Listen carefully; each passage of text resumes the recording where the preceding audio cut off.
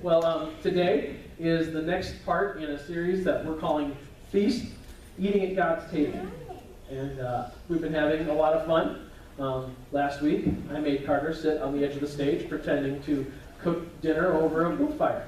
So, if you're curious about what that was all about, you can find it on our YouTube page or on our Facebook page.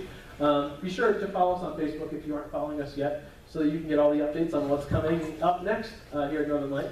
But today, we're moving to the other side of the Bible, jumping into the New Testament for a while. And today's story is a curious case of etiquette.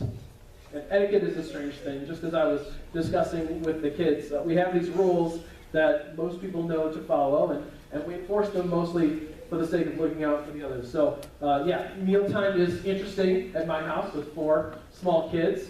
And so usually, like, everyone kind of knows the dinner table rules, but most of the time, not everybody can follow all of them at the same time. That's pretty complicated stuff. So, maybe 3 of them are chewing with their mouths closed, but 1 of them isn't. And 3 of them are, eating over their plate, and 1 of them isn't. And 3 of them are eating with their shirts on, and my 2-year-old boy isn't. It's just kind of how the time goes. There's always an X factor in there when we come to dinner time. Some people make a whole career out of etiquette. If you've ever read Miss Manners, the big syndicated etiquette columnist, her real name is Judith Martin, and she's been writing an etiquette column for almost 40 years. And so in that time, she's discussed every kind of etiquette rule and procedure that there is. I was just looking for some interesting ones. One I found, someone wrote to her and said, "Dear Miss Manners, we are meeting our newly engaged son's future in-laws for dinner at a restaurant soon. Is it appropriate to present them with a token gift?" And Miss Manners' response was, "Gentle reader." That's how she addresses everybody. That must be the best etiquette in addressing a reader you don't know. "Gentle reader, you are already giving their daughter your son. Miss Manners would think that anything more would suggest undue gratitude and relief." So anyway, there's a rule for everything, and she knows them all. And in today's scripture, and today's the story from 1 Corinthians chapter 10, there's a very strange case of etiquette involving what to eat, what not to eat, and what was done with that food before it winds up on your plate. And so I want to talk about that briefly. Corinth was one of the religious centers of the Roman world, the city to which this letter from the Apostle Paul was written. And when I say religious centers, I don't mean they had lots of churches or synagogues. They had pagan temples. And so they trafficked a lot in rituals around Roman gods. And one of those rituals was that if you went to the meat market was all overseen by pagan temples and things like that. And before they would sell you meat, they would cut off a little bit of it and make an offering to Zeus or Athena or whatever the god of the week was. And then you get to take the rest home. This became problematic for some folks. Especially, there were lots of Jews who lived in the city at the time. This is after the destruction of the temple, the destruction of Jerusalem in the year 70. And so Jews have scattered all over the Mediterranean world, and a lot of them land in Corinth, the city in Greece, in present-day Greece. And so they are offended by the fact that some of their meat has been sacrificed to an idol, because they only have one God. And then there are also Christians who used to be pagan. They used to worship these Roman gods, and now they worship Jesus. And for them to eat meat that was partially sacrificed to an idol, for them it feels as though they're going back to their old ways. They're turning back. They're back on Jesus by eating this food that was part of a pagan ritual. Now, here's the question. Why on earth would I want to talk about this with you? Because this seems like a story and a ritual and a process that is so far removed from where we are today. Because who would ever sacrifice food to idols anymore?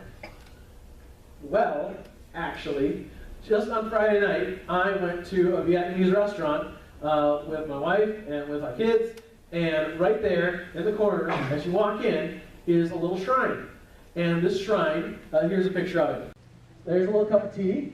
There's a couple of rolls sitting there. Often they'll have, this is one of our favorite restaurants, often they'll have a little mandarin orange there that's sliced up and ready to go. See, most of the Vietnamese community in the Twin Cities, they're, if they aren't Christians, they typically follow some sort of ancestral worship. And so this is an offering to their ancestors in order to receive their blessing on their business. So this is not entirely foreign. I mean, it's foreign, but it's here, right? So, so the concept of having food that's sacrificed to some other god is not totally off the grid for us today, even though this story seems very far away from where we are right now. So, the question that each of these groups had to face back in Paul's day, whether it was Jews or whether it was people who were trying their best to follow Christ, the question is, what do we do with this category of meat that was offered to a pagan god in light of Jesus? Jesus, who's changed everything for my life and changed the way that reality works now. How does Jesus affect all of this? And so Paul has a few different points that I want to just make really plain to you because it can get a little convoluted as you're reading through. First, Paul's first point is, from God's point of view, no food is unclean. From God's point of view, there's no food that's unclean. And just a couple months ago, I was having a conversation with someone who was really alive in his faith, and he said, okay, between you and me, do we need to eat kosher as Christians? And I said, no. and he said, but so much of the Bible is dedicated to a group of people who thought that was super important. How did that totally change? And I said, well, Jesus. And Paul makes it pretty clear. Let me pull out my Bible. In verses 25 and 26 in 1 Corinthians 10, Paul writes, eat anything sold in the meat market without raising questions of conscience, for the earth is the Lord's and everything in it. So, yes, Jesus was a Jew, and Jesus mostly upheld some of those laws, unless they were inconvenient, and then he did it. the way that Jesus interacts with all of those laws from the Old Testament is he fulfilled them. He brought them to completion. And now we have to follow those laws only in as much as they are reflected in who Jesus is. So we don't murder not because the Old Testament says don't murder. We don't murder because Jesus says don't murder. Does that make sense? Okay. And that's why there can be such a radical shift in the way that we behave. We don't have to wear the things that an Old Testament Jew wore. We don't have to avoid the foods that an Old Testament Jew avoided. We don't have to keep Sabbath in the same way that an Old Testament Jew keeps Sabbath. So that's why everything works different now. That's why we can have church on Sundays and not feel awkward about it not being the real Sabbath on Saturday. We can move forward in freedom, knowing that God has resolved all of those issues, and the only thing that's important is following after Christ with all our energy. So that's Paul's first point. From God's point of view, no food is unclean. Paul's second point is, if you think a food is unclean, however, so granted, no foods are unclean, but if someone thinks a food is unclean, now we have a problem. Because if you believe an action is a sin, let me see. So let's just say that we've got a group of knitters and a group of crocheters. All right? Yeah, exactly. This is a major conflict. The gauntlet is down. Maybe the yarn ball is thrown. All right? And I was raised as a crocheter, and Grandma told me that anyone who was a knitter, well, God was not on their side. All right? But if you wanted to rebel against God by knitting, if you believed that knitting was a sin and you did it as an act of rebellion against God, that would actually be a sin, because God cares about the orientation of your heart. So if by doing that act you orient your heart away from God, then you're in a state of conflict with God. Does that make sense? Even though there's nowhere that God says, "Thou shalt not knit." Okay. So, and that's the problem that Paul is dealing with in Corinth, is there are people with Jewish backgrounds and people with pagan backgrounds who feel as though eating meat sacrificed to idols would be a violation against their new commitment to Jesus.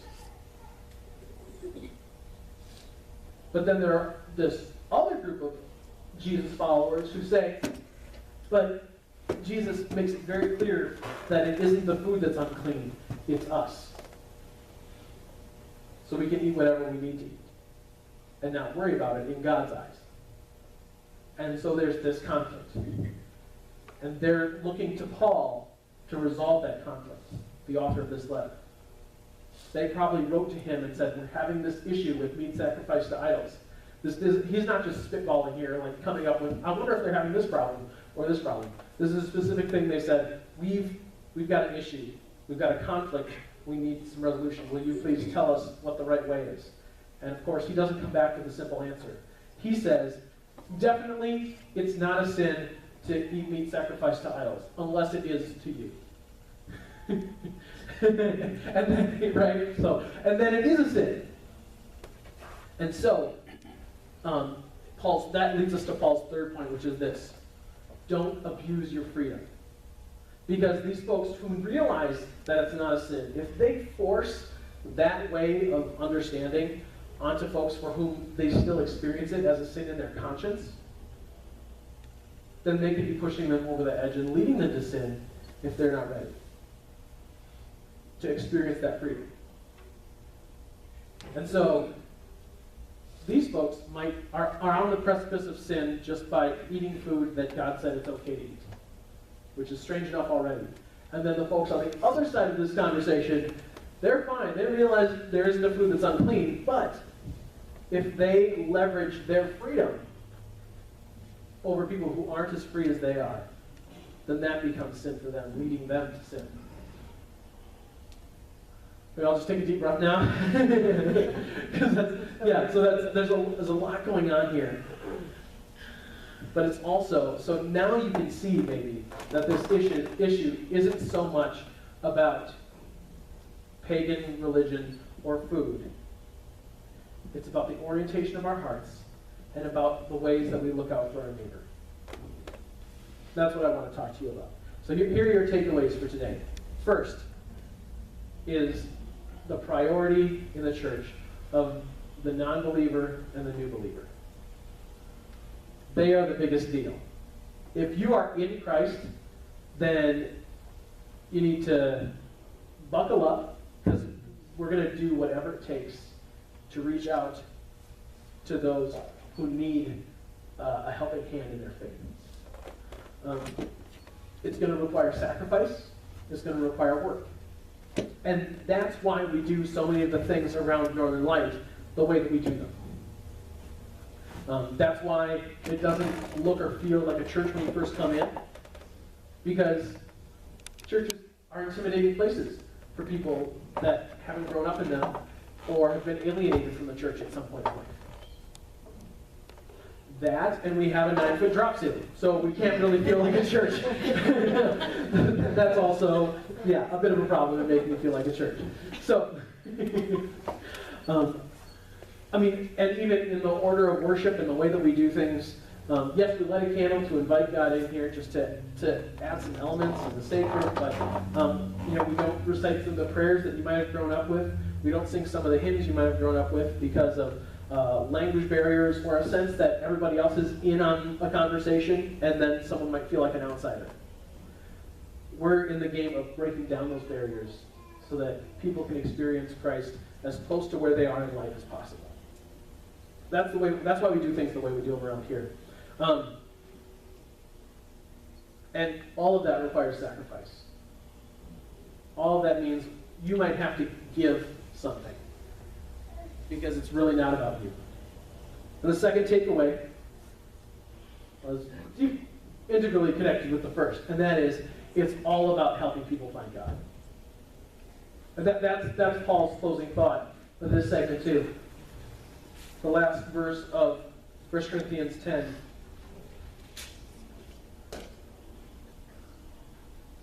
Paul says, do not cause anyone to stumble, whether Jews, Greeks, or the church of God, even as I try to please everybody in every way. For I am not seeking my own good, but the good of many, so that they may be saved. The fact is, we all need saving. From ourselves, from our sin, from the problems that keep us from real, lasting, full life. We all need saving in one way or another. And I believe that the best kind of saving comes from Jesus Christ. The real and lasting and permanent saving comes from a deep connection with the person of Jesus, who makes us come alive when we put our trust in Him and in the way of life that He began 2,000 years ago. That's where it begins and it ends. So, what do we do now? What do we do with this information? There's this priority on new and non-believers, right? We need to make sure we put them first, so we don't violate their consciences, so we remove every barrier between them and encountering the goodness of God as shown in God's people, as shown in Scripture, as shown in their encounter of faith in worship, all right? And then also, it's all about that. When we're in a conflict over preference, like the trump card is, what is the new and non-believer going to say? What's their perception going to be? Because we're the mature ones. We're the ones as believers who should be okay with whatever happens around this, as long as we're in this together as a church, as a family.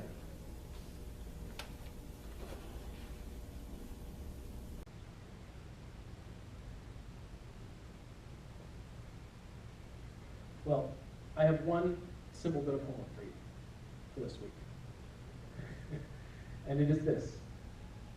Invite someone over for dinner. And practice hospitality in your own home, on your own terms. Go find out what they'd like you to make. Find out what makes them comfortable. And bend your preference to theirs.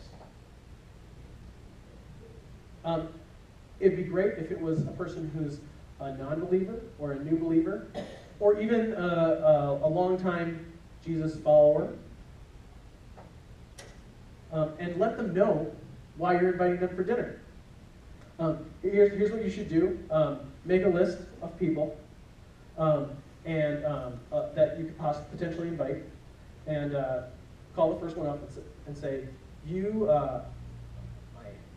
my pastor at church gave us a challenge to invite someone over for dinner, and you were at the top of my list.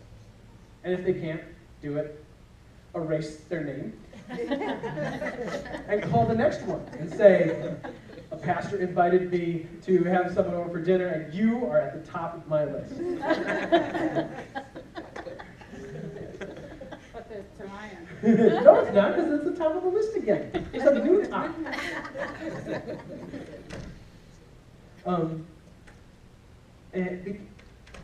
Do everything in your power to bring down those barriers, even in hospitality in your own home. Then you'll taste a little sample of what it means to bring down barriers here, in the house of God. Because we don't want anything to stand in the way between people encountering the life-changing goodness of Jesus. That's why we're here. If you want to know more about how Jesus changes lives, if you feel like you need life change, and you need to take that next step in encountering the person of Jesus, I would love to talk with you about that more than anything at the close of our service today. But I'd like to invite all of you to pray with me now.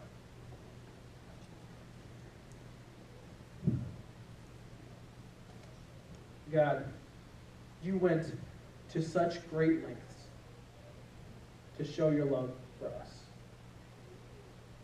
To throw open the doors of your home and welcome us in.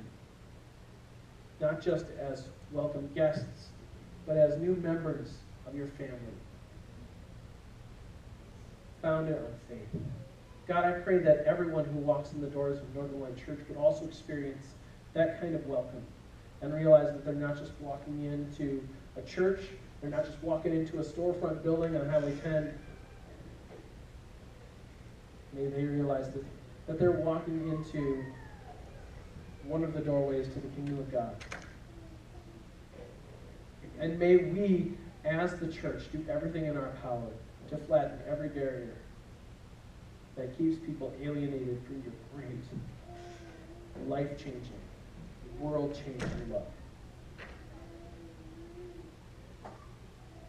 Do something within us to make us more fully your people, so that as we move to the next stage of development as a church, we never lose that urgency, that everything we do is about inviting people to the way that you save our lives.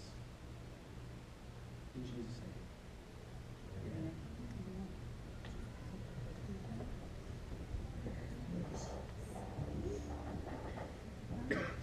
Well, it's so good to be here today. I just love hearing the church sing and